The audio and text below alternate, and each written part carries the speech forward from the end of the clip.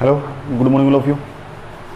तो बच्चों, अब तक आपने मेरे साथ जियोग्राफी के 4 वीडियो देख चुके हैं आप। आज मेरा जियोग्राफी का ये वर्ल्ड जियोग्राफी का 5वां वीडियो होगा और इसके अंतर्गत आज हम ग्रहों के बारे में, यानी ग्रह किसे कहते हैं और उसके बारे में बड़े अच्छे तरीके से, और ग्रह कितने प्रकार के होते हैं, इसे बहुत गहन और महीन तरीके से समझने की कोशिश करेंगे। आज जानते हैं ग्रहों के बारे में। वर्ल्ड जियोग्राफी का 5वां क्लास मेरा। इसके बाद बड़े इंटरेस्टिंग और दिलचस्पी वाले क्लास स्टार्ट हो जाएंगे। मेरे यकीन मानिए, उसके बाद आप कभी क्लास में बोर नहीं होंगे, समझे।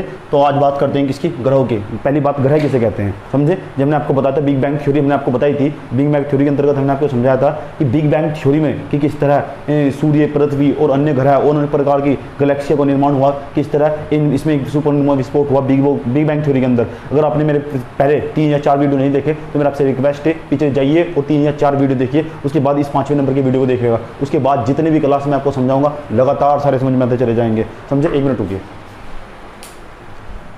तो किसकी बात कर रहे थे दोस्त, बात कर रहे थे किसकी, ग्रहों की। तो आज बात कर रहे थे ग्रहों की। कुछ बच्चे कह रहे थे कि सर आप लिखाइए, लेकिन मैंने कहा अभी इसमें लिखवाने का ऐसा कुछ भी नहीं है। मैं जिस प्लेटफॉर्म पर पढ़ा रहा हूँ, आप वहाँ के मैनेजमेंट से बात कर सकते हैं, है ना। वे आपको बताएंगे कि यहाँ क्या प्रक्रिया है, यानी जो मेरे पढ़ाने की प्रक्रिया है। जो आप प्रश्न मुझसे पूछते हैं मैनेजमेंट से पूछिए। ये जो आपका नोट्स वगैरह वगैरह वगैरह ये टाइप जो आता है, ये आपको नोट्स प्रिंटेड, जो मैं आपको समझा रहा हूँ उसका प्रिंटेड नोट्स दिया जाएगा टीम के द्वारा। जब टीम के द्वारा नोट्स दिया जाएगा तो आप वहाँ से रेफर कर सकते हैं। इसका मुझ पर कोई भी बर्डन नहीं है और ना ही मेरा यहाँ से दूर दूर तक कोई कॉन्टैक्ट है। मैं सिर्फ पढ़ाने के लिए हूँ और पढ़ाने के लिए आता हूँ और चला जाता हूँ, ठीक है। तो बात करते हैं किसकी, वर्ल्ड जियोग्राफी। वर्ल्ड जियोग्राफी का आज मेरा कौन सा क्लास है, 5 नंबर। 4 क्लास में आज पिछली क्लास में आपने मेरे साथ देखा था कि हमने समझा था कि जो सूर्य होता है, सूर्य किससे संबंधित जितने भी पेपर में प्रश्न बन सकते हैं या बने हुए होंगे, इतना फैक्ट आपके लिए बहुत होंगे। मैंने कहा अगर ज़्यादा फैक्ट की भरमार हो जाएगी तो आप याद करना भी आपको कठिनाई पैदा कर सकता है, इसलिए बेहतर होगा जितने फैक्ट आपको दिए जा रहे हैं इतने फैक्ट आप याद रखिए, समझे। और उसके बाद बीच में एक डाउट क्लास होगी, डाउट सेशन ले जाएगा, जिसमें आपको अलग से ऐप में वो साइड में दिखेगा, इसलिए आप टेंशन ना ले। इसलिए आप लगातार बस समझते रहे। एक बार मुझे सुनने की आदत डाले, जब आप सुनने की आदत पड़ जाएगी उसके बाद मेरे यकीन मानिए आपको जीवन काल में किसी भी सब्जेक्ट में, ये तो मेरा छोटा सब्जेक्ट है, मैं दूसरे सब्जेक्ट भी पढ़ाता हूँ। मैं जब दूसरे सब्जेक्ट में पढ़ाऊंगा उसके अंतर्गत आपको दूर दूर तक कोई प्रॉब्लम नहीं होगी। बात करते हैं किसकी, वर्ल्ड जियोग्राफी। क्लास नंबर कौन सा है, 5वां। तो पहले बात करते हैं ग्रह की, ये ग्रह किसे कहते हैं। अभी आपने ग्रह किसे कहते हैं, ग्रह सूर्य, वह पिंड जो सूर्य के चारों ओर चक्कर लगाता है, वह पिंड जो सूर्य के चारों ओर चक्कर लगाता है। ये देखिए, ये सूर्य है, ये सूर्य, ये क्या है, ये पिंड है।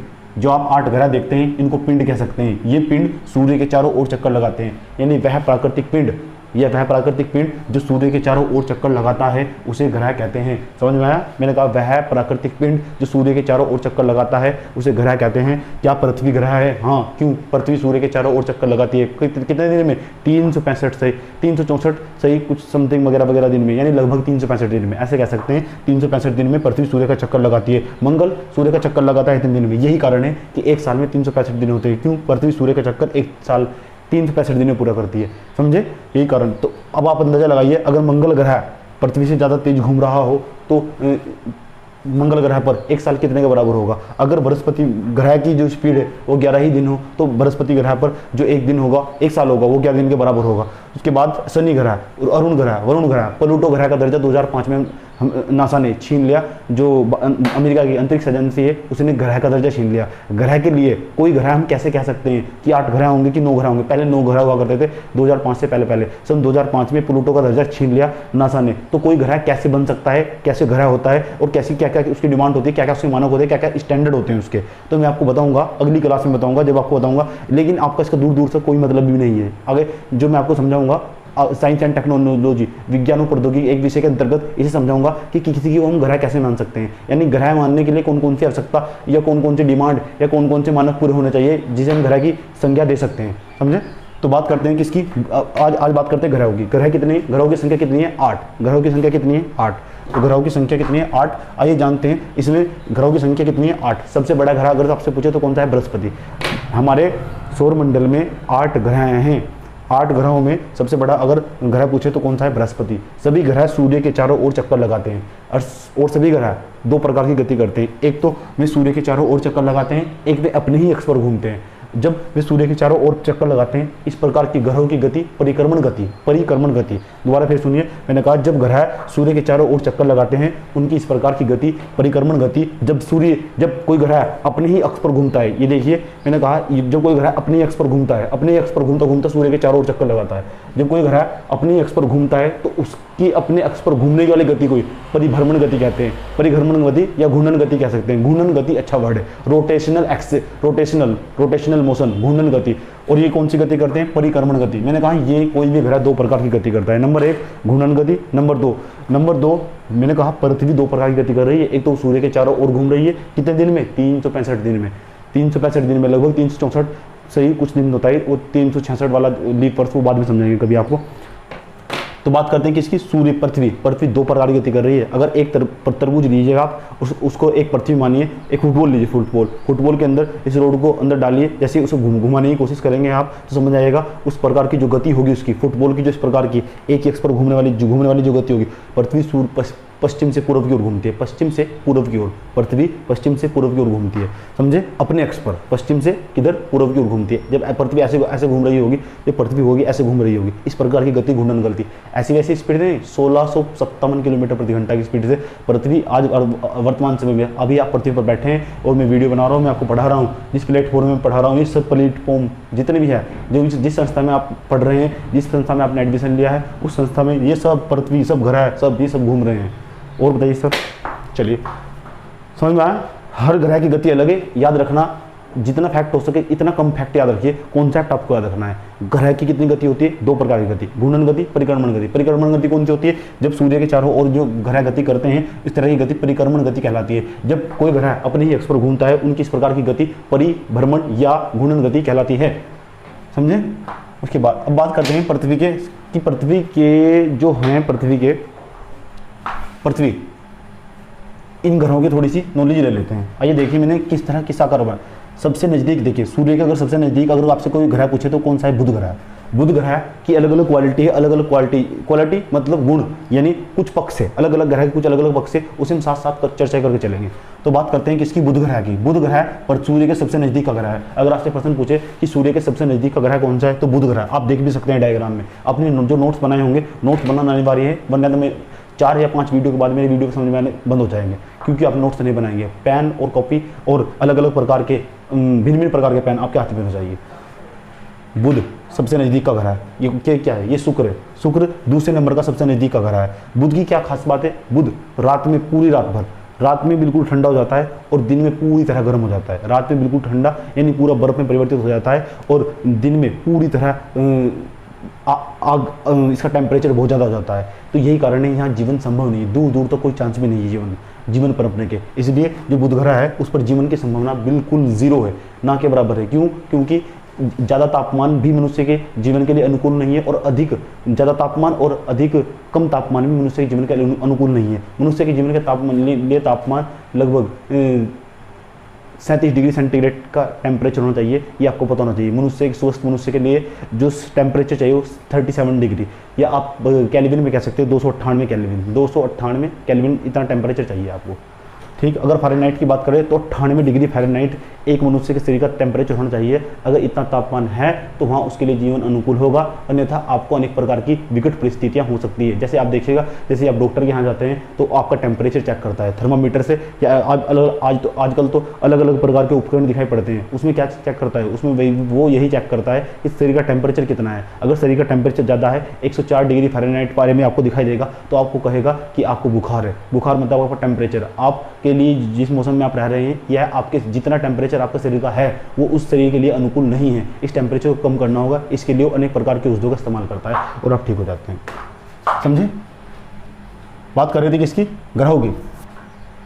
पृथ्वी कौन से नंबर का ग्रह है? अगला प्रश्न, पृथ्वी कौन से नंबर का ग्रह है? तो पृथ्वी तीसरे नंबर का ग्रह है। कौन से नंबर का? सूर्य से दूरी के आधार पर, सूर्य से दूरी के आधार पर पृथ्वी तीसरे नंबर का ग्रह है। कौन से नंबर का? तीसरे नंबर का। और पृथ्वी को नीला ग्रह भी कहते हैं। कौन सा ग्रह? नीला ग्रह। ऐसा क्यों? क्योंकि पृथ्वी पर समुद्र 75% हिस्से पर पानी पाया जाता है, इसलिए आकाश से, अंतरिक्ष से देखने पर ये नीले कलर का दिखाई पड़ता है, इसलिए पृथ्वी ग्रह को नीला ग्रह भी कहते हैं। समझे। ये कौन सा ग्रह है, मंगल ग्रह है। मंगल ग्रह को देखिए मैंने लाल कलर से लिखा है और लाल ही बनाया है, क्यों, ये रात में पूरी तरह लाल हो जाता है मीथेन गैस के कारण, लाल रात में पूरी तरह लाल हो जाता है, इसलिए इसे लाल ग्रह या रात्रि में लाल दिखाई देने वाला ग्रह भी कहते हैं। बृहस्पति ग्रह, बृहस्पति आकार का ग्रह देखिए मैंने इसे सबसे ज़्यादा बड़ा बनाया है, क्यों, ये पूरे सौरमंडल का, ब्रह्मांड का नहीं, पूरे सौरमंडल का सबसे बड़ा ग्रह अगर कोई है तो वो कौन सा है, बृहस्पति। बृहस्पति का आकार भी जानकर आपको हैरानी होगी, अभी नहीं बताएंगे, बाद में चर्चा कर लेंगे बृहस्पति के ग्रह की। ये कौन सा ग्रह है, शनि। मैंने कहा कौन सा, पहले बुध, फिर कौन सा, शुक्र और पृथ्वी दोनों एक जैसे हैं लगभग, उनका आकार लगभग सेम पाया जाता है, इसलिए शुक्र को पृथ्वी की बहन भी कहा जाता है। शुक्र को पृथ्वी की बहन भी कहा जाता है। और यहाँ इन पृथ्वी और सूर्य इनका आकार लगभग एक जैसा दिखाई देता है, इसलिए जो पृथ्वी की बहन कहे जाने वाला शुक्र ग्रह है वो सूर्य पृथ्वी से पहले पड़ता है। पृथ्वी कौन से नंबर का ग्रह है, तीसरे नंबर का। मेरे साथ साथ आप याद करते चले जाइए, मैंने कहा केवल मेरे वीडियो तमीज से देखिए, उसके बाद नोट्स बनाइएगा। 2 से 3 बार वीडियो देखेंगे आपको 5 बार वीडियो देखने तक की छूट दी गई है, समझे। शनि, उसके बाद अरुण, उसके बाद वरुण, शनि, अरुण, वरुण।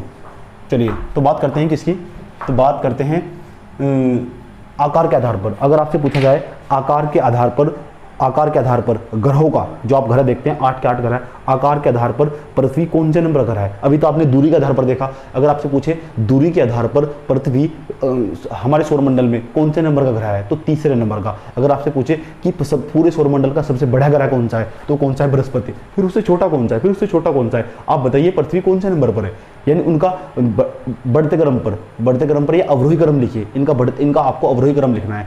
आकार के आधार पर ग्रहों का अवरोही क्रम क्या होगा, तो अवरोही क्रम मतलब घटता क्रम मतलब ऊपर से नीचे की ओर आना, पहले सबसे बड़ा, फिर उससे छोटा, फिर उससे छोटा, फिर उससे छोटा, पहले सबसे बड़ा, फिर उससे छोटा, फिर उससे छोटा, फिर उससे छोटा, इसे बोलते हैं अवरोही क्रम। तो सबसे बड़ा ग्रह कौन सा है, सबसे बड़ा ग्रह जो देखते हैं वो कौन सा है, बृहस्पति पाया जाता है। सबसे बड़ा ग्रह कौन सा है, बृहस्पति, समझे। उससे छोटा ग्रह कौन सा है, बृहस्पति सबसे बड़ा ग्रह है। उससे छोटा ग्रह है शनि, उससे भी छोटा ग्रह है, देखिए शनि उससे छोटा। सबसे बड़ा कौन सा है, बृहस्पति, उससे छोटा कौन सा है, शनि। इस तरह के प्रश्न पीसीएस से पूछे जाते हैं डायरेक्ट सीधे। उससे छोटा शनि, उससे छोटा कौन सा होगा, अरुण, उससे कौन सा होगा, वरुण। यानी बाद के 4 ग्रह, जो बाद के 4 ग्रह, कितने ग्रह हैं, 8, बाद के 4 ग्रह आप आराम से याद कर सकते हैं, बृहस्पति, शनि, अरुण, वरुण, बृहस्पति, शनि, अरुण, वरुण। बाद के जो 4 ग्रह है इन्हें हम बाह्य ग्रह भी कहते हैं, अभी बात करेंगे। जो मैंने कहा ये जो बाद के 4 ग्रह आपको दिखाई पड़ते हैं, बृहस्पति, शनि, अरुण, वरुण, ये बाह्य ग्रह, ये हल्के पदार्थों के बने हुए होते हैं। कैसे पदार्थों के, ये हल्के पदार्थों के बने हुए होते हैं, हल्के पदार्थों के। कैसे, और इनका जो घनत्व होता है वह भी बहुत कम पाया जाता है, इनका घनत्व भी बहुत कम पाया जाता है, क्योंकि बड़े आकार के होने के कारण इनका घनत्व बहुत कम पाया जाता है। घनत्व भी किसका ज़्यादा होता है, जो बहुत पास दिखाई पड़ते हैं, जो ग्रह बहुत पास दिखाई पड़ते हैं, जिनके बीच की दूरी बहुत कम दिखाई पड़ती है, इसलिए इन बाद के 4 ग्रहों को आप कम घनत्व वाले ग्रह भी कह सकते हैं। इनका जो ये बहुत हल्के पदार्थ से बने हुए होते हैं, इसलिए इन्हें बाह्य ग्रह भी कहते हैं। बाह्य ग्रह, अंदर के जो 4 ग्रह आपको दिखाई पड़ते हैं इन्हें आंतरिक ग्रह या पार्थिव ग्रह भी कहते हैं। ये आंतरिक ग्रह या पार्थिव ग्रह, ये बाह्य ग्रह है, ये आंतरिक ग्रह है। आंतरिक ग्रह इनका जो बने होते हैं ये भारी पदार्थ के बने हैं। आप पृथ्वी को देखिए, ये भारी पदार्थ का बना हुआ है, भारी पदार्थ, और इनका घनत्व भी बहुत अधिक होता है। आप देखिए इनकी जो बीच की दूरी है काफ़ी कम पा जाती है, इसलिए आप इन्हें अधिक, इनका जो घनत्व है वो बहुत अधिक होता है। घनत्व मतलब इनके बीच की दूरी बहुत कम पा जाती है, बहुत, जैसे आप कह सकते हैं घनत्व का क्या मतलब है, घनत्व का मतलब समझाते हैं सर आपको। जैसे एक क्लास है उसमें 4 बच्चे बैठे हुए हैं, एक क्लास है उसमें 20 बच्चे बैठे हुए हैं। 20 बच्चे कौन सी क्लास में बैठे हुए हैं, जिस क्लास में 20 बच्चे बैठे हुए हैं उस क्लास का घनत्व ज़्यादा है, और जिस क्लास में 4 बच्चे बैठे हैं उस क्लास का जो घनत्व है वो कम है, समझे। तो आप कह सकते हैं, तो इसी तरह यहाँ भीड़ बहुत ज़्यादा है, यानी यहाँ ग्रह पास पाए जाते हैं, इसलिए आप ऐसे कह सकते हैं आंतरिक ग्रहों को आप अधिक घनत्व वाले ग्रह भी कह सकते हैं, समझे। ये कैसे पदार्थों के बने होते हैं, ये भारी पदार्थों के बने हुए होते हैं। चलिए हमने उसके बाद बताया आपको बृहस्पति, शनि, अरुण और वरुण, बृहस्पति, शनि, अरुण, वरुण, ये ग्रह घटते क्रम के आधार पर सबसे बड़ा ग्रह बृहस्पति, उससे छोटा शनि, उससे छोटा अरुण, उससे छोटा वरुण। उसके बाद जो आप देखते हैं, इसके बाद होगा शुक्र, उसके बाद कौन सा होगा, शुक्र। जो आप पृथ्वी देखते हैं, ये पृथ्वी है, जो पृथ्वी आप देखते हैं,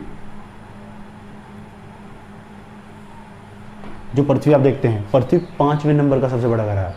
पृथ्वी जो आप देखते हैं, जिस पृथ्वी पर आप रहते हैं, ये 5वें नंबर का सबसे बड़ा ग्रह है, यानी 4 ग्रह इससे बड़े हैं।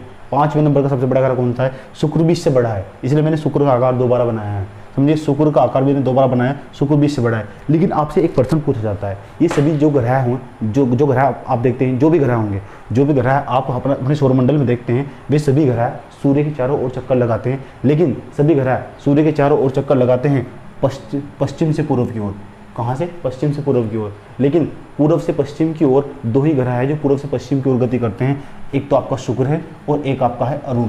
दो ग्रह है, ये उल्टी दिशा में, सभी ग्रह एक ही दिशा में गति कर रहे हैं। अगर इस तरह की गति कर रहे हैं, ये सभी ग्रह इस तरह की गति कर रहे हैं, इसी तरह की गति, इस तरह की गति कर रहे हैं, इस तरह क्लॉकवाइज डायरेक्शन में घूम रहे हैं, इस तरह की जो गति होती है इसे कहलाती है पूर्व से पश्चिम की ओर गति, पश्चिम से पूर्व की ओर गति, पश्चिम से पूर्व की ओर गति, इस तरह। लेकिन दो ग्रह ऐसे हैं जो पूर्व से पश्चिम की ओर घूमते हैं। नंबर 1 आपका शुक्र, नंबर 2 आपका अरुण। दो प्रकार के ग्रह ऐसे हैं जो पश्चिम से पूर्व से पश्चिम की ओर घूमते हैं। नंबर 1 शुक्र, नंबर 2 कौन सा है? अरुण। तो दो प्रकार के ग्रह आपको याद रखने होंगे, इनकी कोई ट्रिक नहीं है। अगर आप ट्रिक याद करने की कोशिश करेंगे, ये 4 से 5 दिन तक ही आप याद रखेंगे, उसके बाद भूल जाएंगे। इसका फील लेना जरूरी होगा, आपको देखना होगा कि कौन कौन सा ग्रह है।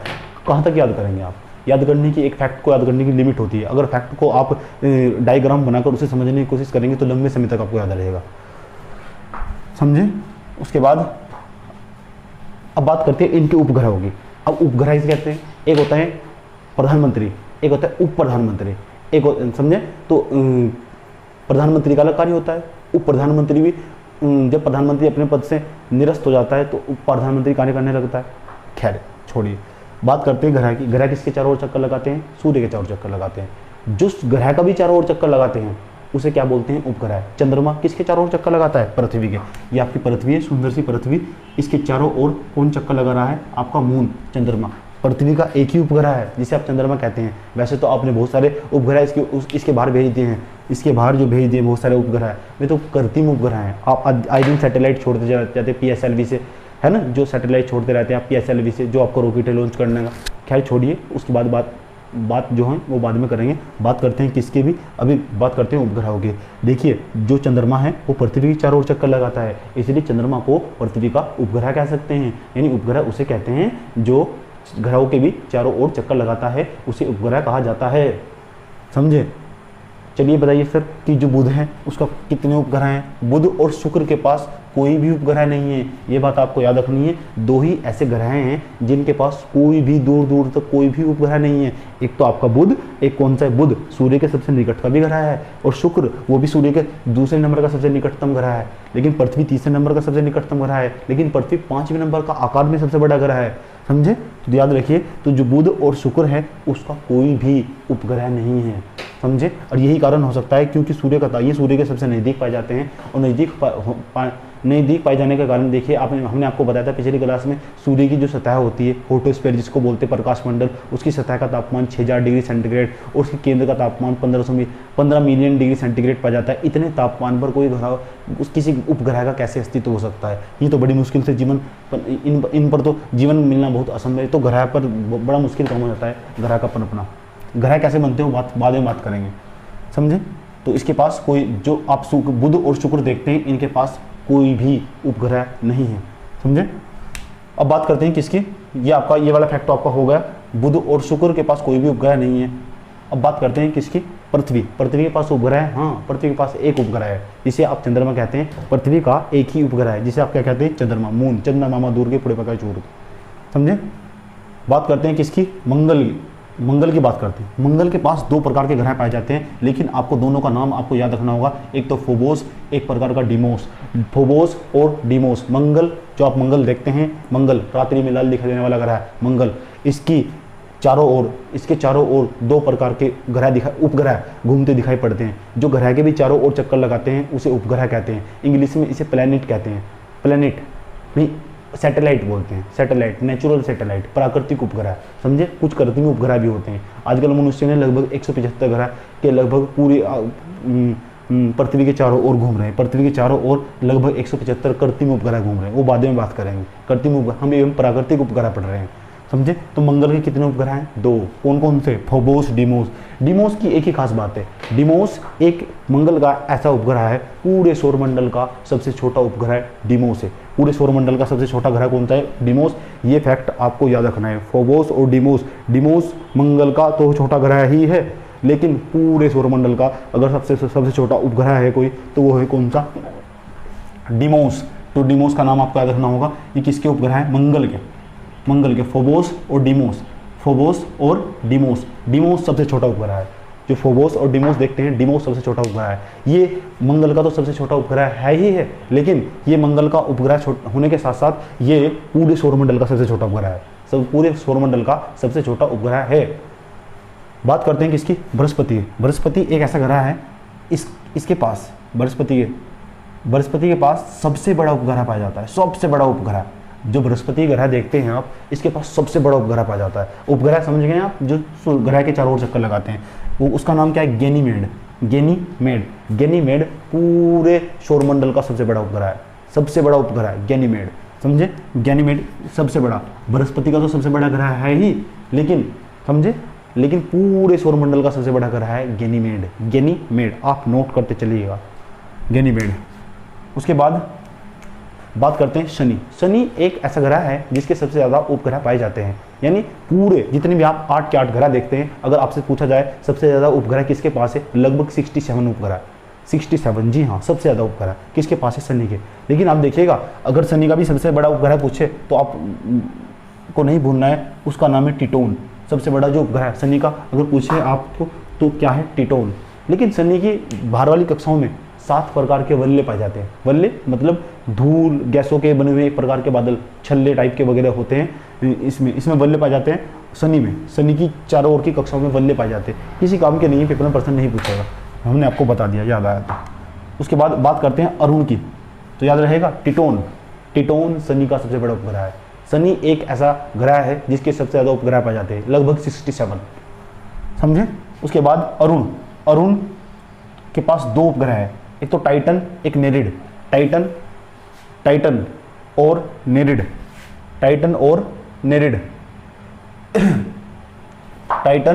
नेरिड सभी ग्रह के पास वायुमंडल, बस बुध को छोड़कर। आपको पता होना चाहिए, बुध एक, जितने भी ग्रह हैं सबके पास वायुमंडल पाया जाता है, सभी के पास वायुमंडल, लेकिन बुध के पास वायुमंडल उपस्थित नहीं है। मैंने कहा बुध एक ऐसा ग्रह है जिसके पास वायुमंडल नहीं है, और सभी ग्रहों के पास वायुमंडल पाया जाता है। अगर वायुमंडल होगा तो जीवन भी संभव होगा।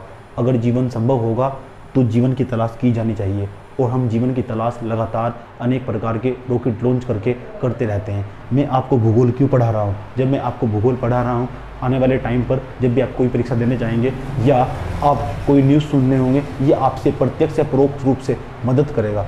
अगर आप कोई सौरमंडल का नाम या ग्रहों का, उपग्रहों का कहीं भी आपको नाम ले रहा, आपके सामने नाम ले रहा होगा, तो आपकी अंतरात्मा आपको यस करेगी, और उस घटना को दूसरे बच्चे की अपेक्षा आप ज़्यादा समझने की कोशिश करेंगे। क्यों? आप इस पर पहले ही मेहनत कर चुके हैं। मेरा नोट्स लगातार बनाते चले जाइएगा। उसके बाद आप मुझे नोट सेंड भी कर सकते हैं, मैं चेक करके आपको बता सकता हूँ। मेरा व्हाट्सअप नंबर आपको संस्थान के द्वारा दे दिया जाएगा। मेरा व्हाट्सअप नंबर, आप फालतू एडवांस फ़ोन नहीं करेगा, आप सिर्फ पढ़ाई से रिलेटेड कुछ भी पूछ सकते हैं। पढ़ाई से रिलेटेड मेरा व्हाट्सअप नंबर चलता रहता है, समझे?